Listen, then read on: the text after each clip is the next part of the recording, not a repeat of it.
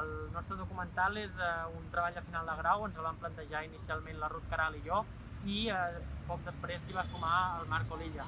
La idea va venir doncs, perquè teníem moltes ganes de fer un reportatge sobre algun tema important a la ciutat, un tema que despertés interès, i en aquest sentit feia molt poc dels Jocs del Mediterrani i per tant vam creure que era un tema molt interessant. Hi ha persones que tenien moltes ganes de parlar perquè no havien dit res i el seu testimoni havia quedat o amagat perquè algú s'havia encarregat que no sortís o simplement que no havia tingut interès en sortir. No? Hi ha moltes coses als Jocs Mediterranis que no s'han explicat i que aquest documental intenta desgranar. I això passa per convidar aquestes persones que no havien dit res.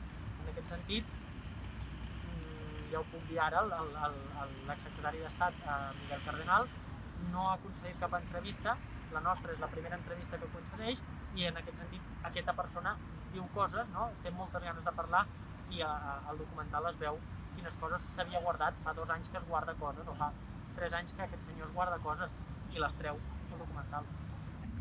El documental se centra en què es va fer bé i què es va fer malament als Jocs.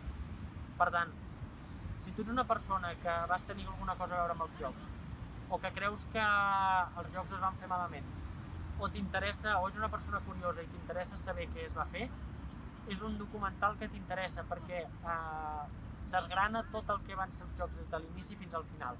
Surten persones desconegudes que saben molt dels Jocs i que no havien sortit fins ara, es posen sobre la taula polèmiques i discussions que no havien sortit als mitjans, i també es posa blanc sobre negre en si era necessari tota aquesta inversió de diners, no?